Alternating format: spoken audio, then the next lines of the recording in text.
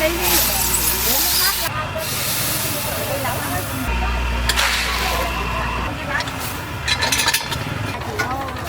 cân, 10 cân.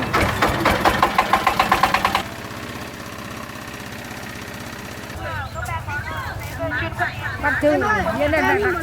Cái này là anh ăn gì? Gì lấy cái này rồi.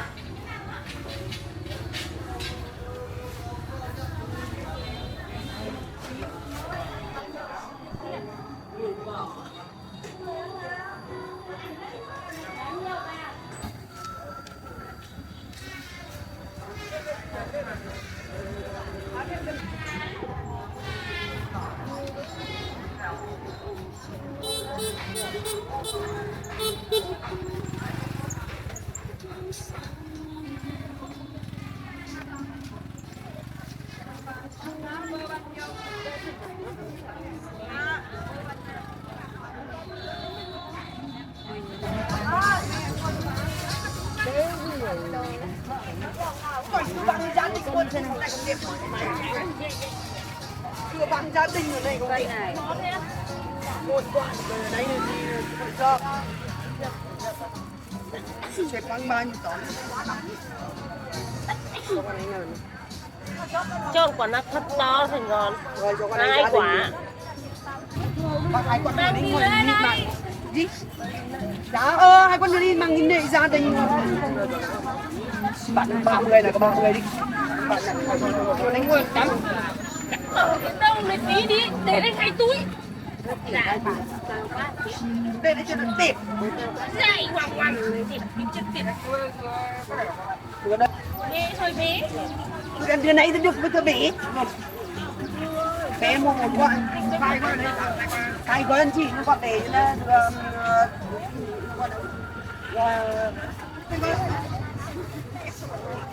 cái năm nói 118 à 138 30 cái này đẹp rồi.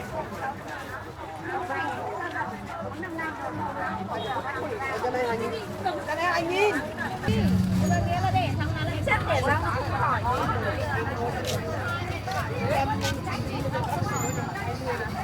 Nếu mà để xong không phải là anh lương à? Bánh gì đánh cơm, bánh tẻ. Bán em mua như thế. 5.000. Mình rán đến cửa. Như thế này. 10.000. Phải rồi. Em có thuốc.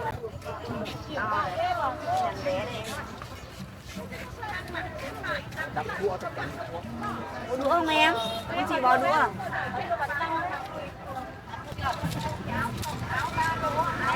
Đây nhìn nào. Rồi ok, mở hàng cho bạn. Thằng to bán hơn này. Cái mà gấp 400 luôn. Khi nhau ở đây thì được có quen có thể là ai rồi nha. Mất kẻ con thì có sách bò ăn không? Làm gì để mua? Không biết ăn gì. Mèo.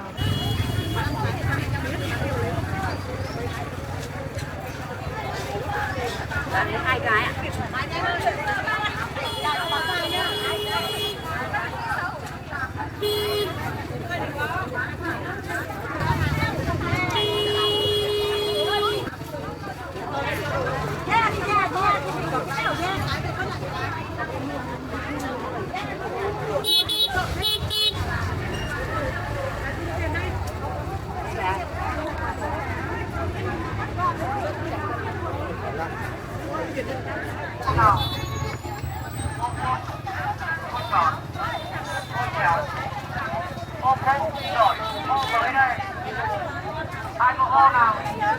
Đâu đây thì 50 cân nó xuống em mắc 50 cân nó xuống. Đây thì không mua rồi đấy.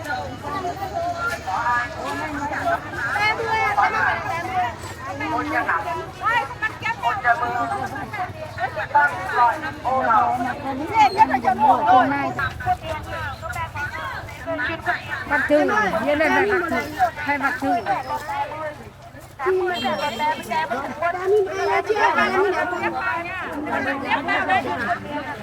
Chị lấy màu vàng thì có màu rừng màu vàng. Vàng thì mày. Được số ta đủ cái may. 30.000 đây được cái công may trả.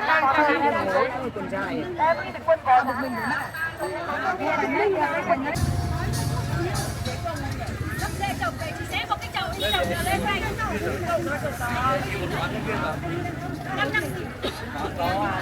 Nuôi cho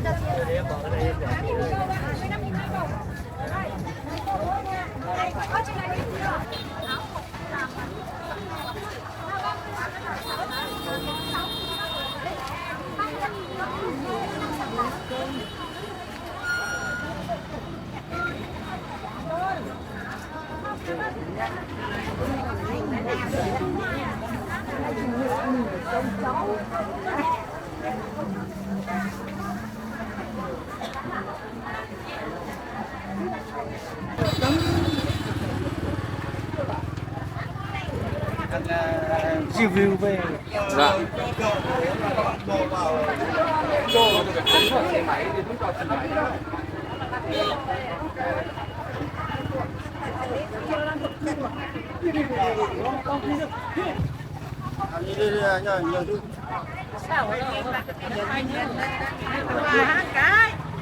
Em kia.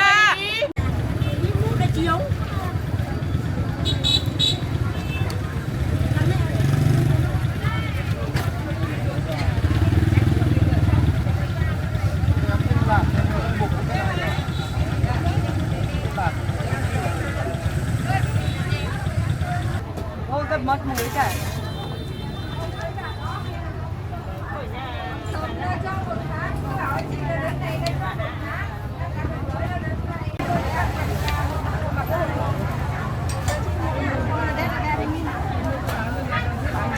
Bây giờ là đất trước 25 thôi, đây chọn đây con cái nhỏ.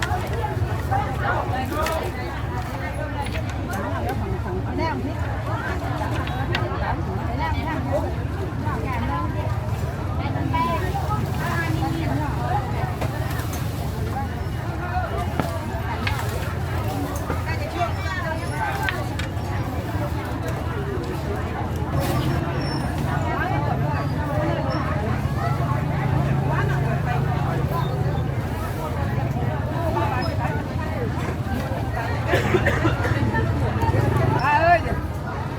Trả bao tiền thôi.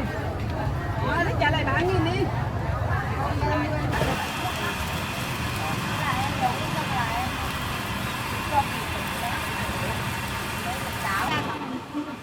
Đây ra con người em đi lọc cổ cái tã đi. Rồi cho vào tủ lạnh ấy. Em cứ nên là uống ra em cho tủ lạnh nên là buổi sáng em lấy ra để mua.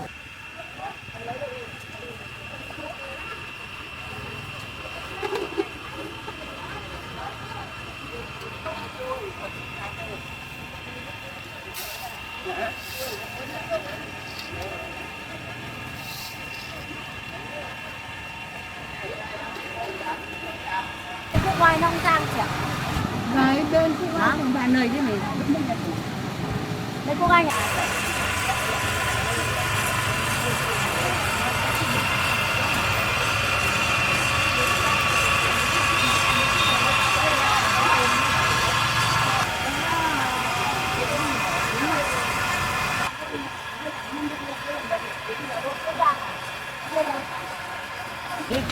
Em thì còn đi ra ngoài kia còn Mày nơi ra đi ra.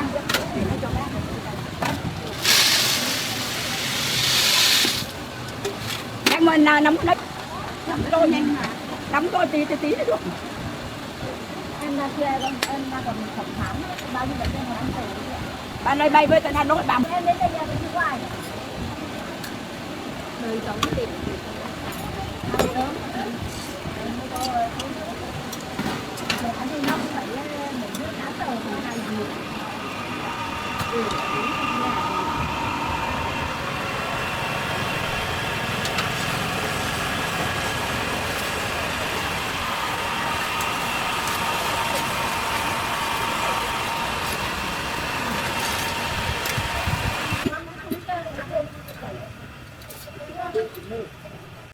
Cái này nó ăn cho không cái này cơ kìa đi đấy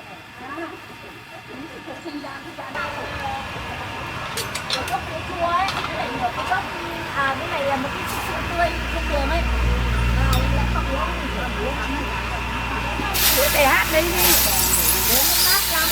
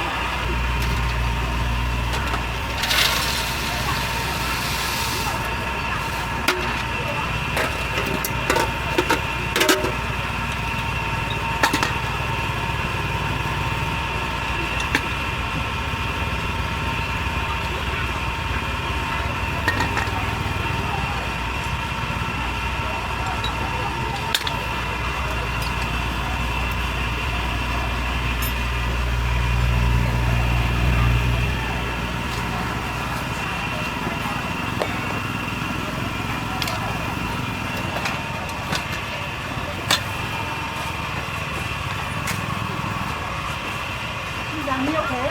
Đang tất cả để chồng ăn. Em Giang bảo với ông em ăn không ăn được. Em bảo không ăn cho nó bảo Ra được mấy mẻ rồi à? Mới được một đây. đâu chứ đang chưa chứ cơm mới chục cán.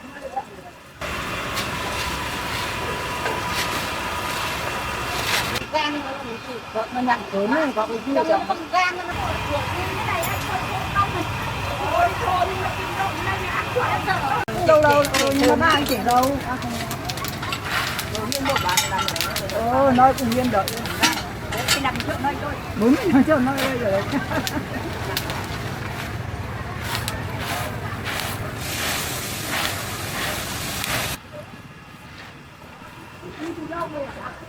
Từ Hà Nội.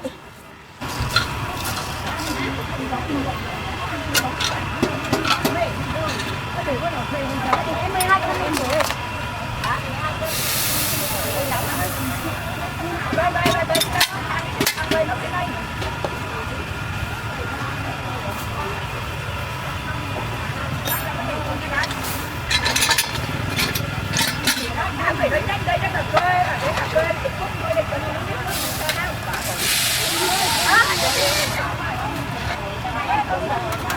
Anh ơi.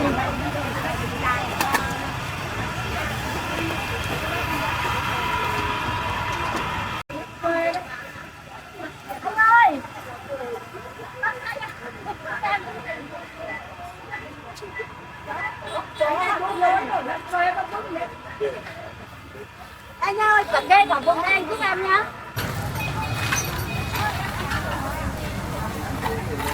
Giang nói về hơn Yến vậy mới mấy con. Vâng. Cái kê này tốt đó ạ. Vâng.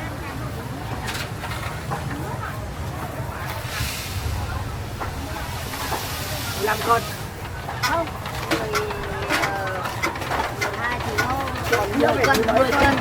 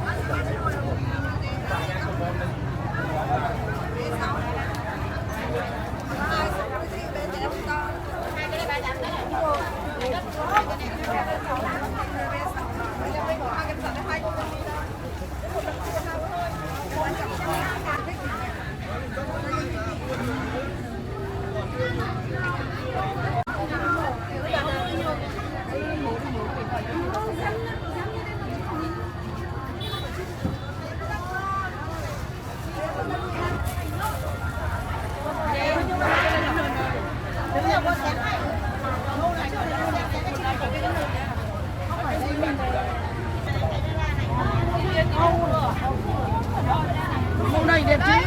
Bé đang mặc size bao nhiêu đấy? Bé Số đang 2. À số 3, số 2. bé. Di mặc số 2 thôi. À số 2 anh cái này là vừa nào? Di cháu 50 cân mà cả.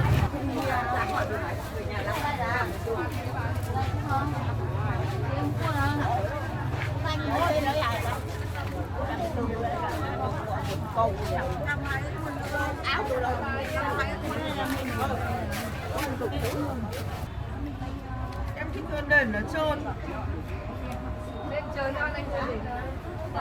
Nó xanh nó cũng nhì em nó cũng nhì nào cái hả? Cái này là anh cái gì? Gì lấy cái này này? Đi ra cái này được cái Đây. Nhưng mà cái này không đủ của cả quần. Đây.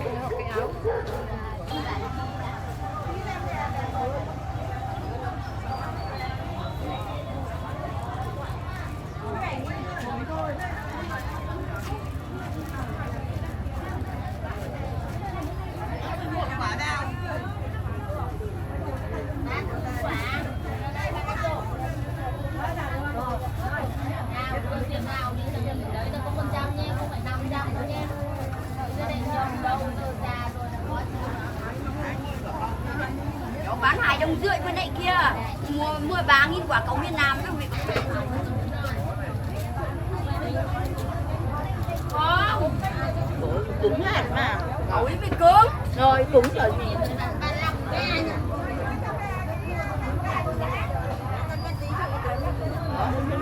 Lời này quả lời chắc này. Ngon lắm đi. Quả non là non mì.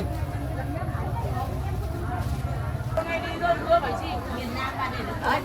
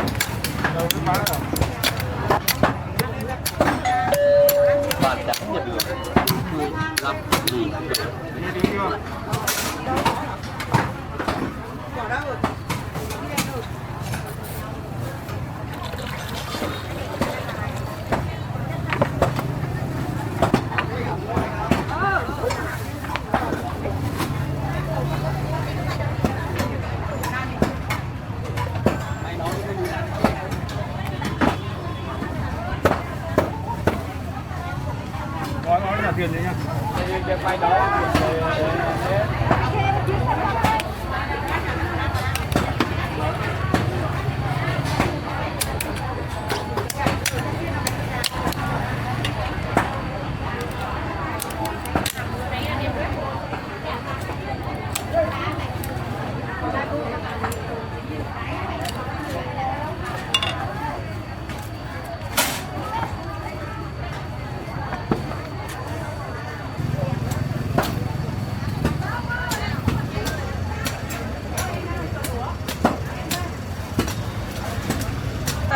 Vâng ạ. 40.000.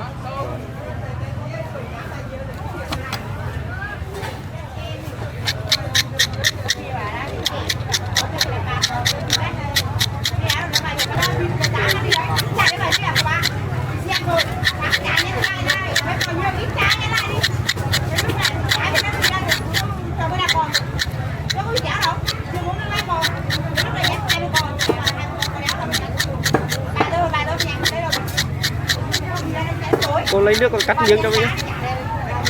Cho nước cho vài chai à? Vâng, cho vào chai cho với. Còn dừa thì cô cắt miếng thì cho vào túi, cho dễ. Để nguyên cái quán này về không sạch hơn không? Về á. Vào thực hiện được ạ. Nguyên cái quán này về nó sạch em ơi. Vâng.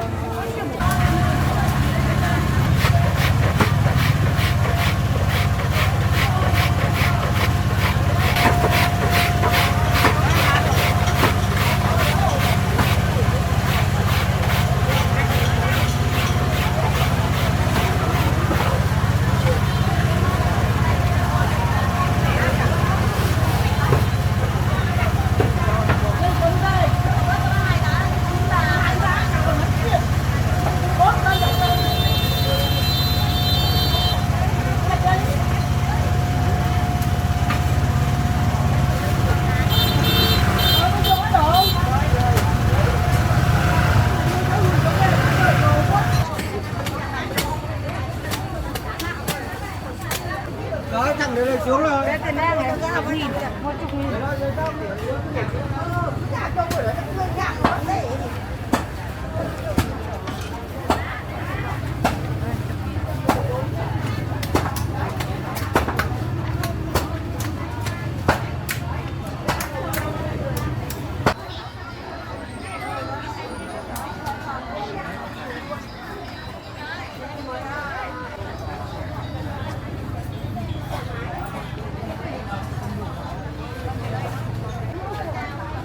Đấy chẳng lên là rẻ.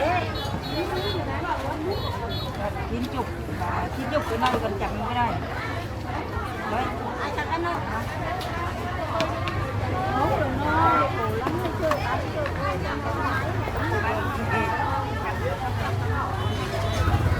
nó hoa mà hay nhận đến nơi là mua từ trong năm một cái nó ngoài riêng một cái nó đắt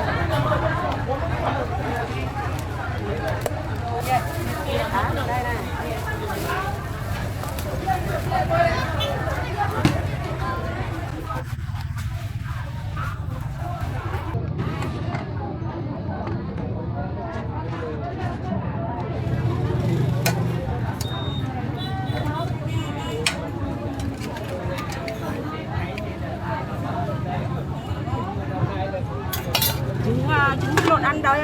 Vâng ạ.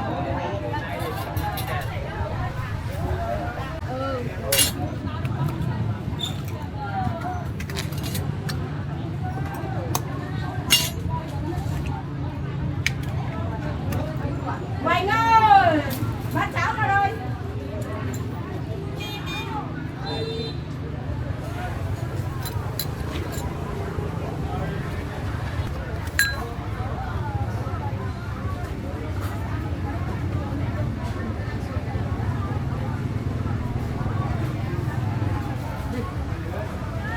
Còn đây mì.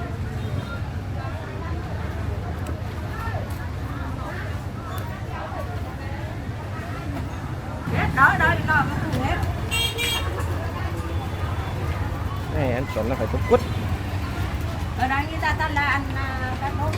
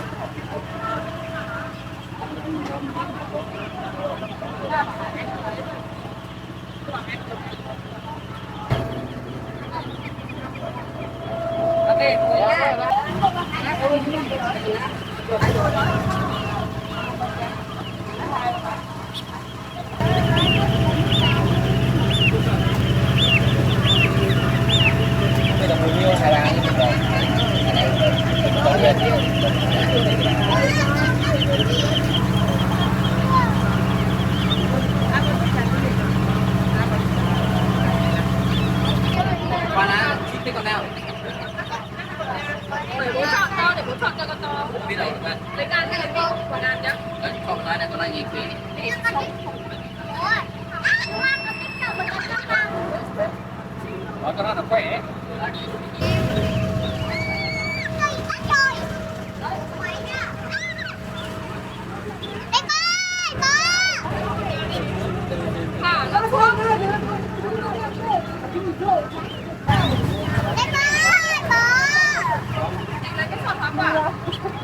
Con ơi, con này là bé, con này to hơn.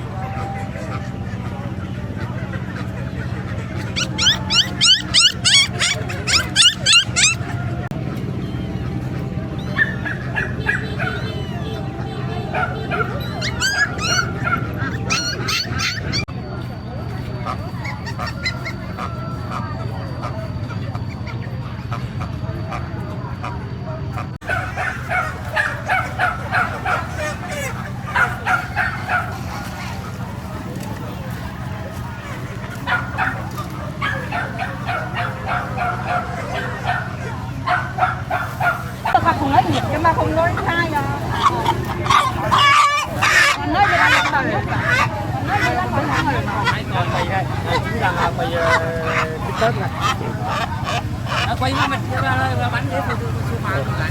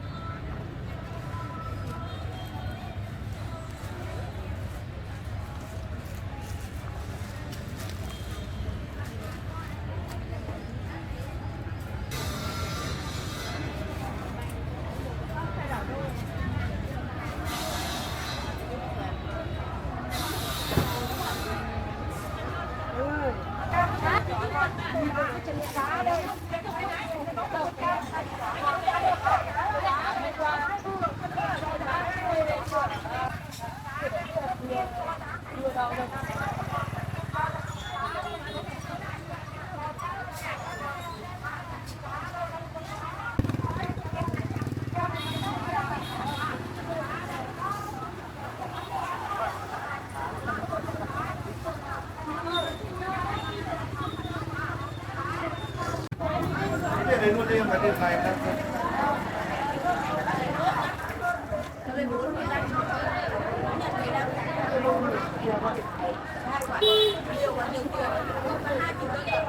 Hai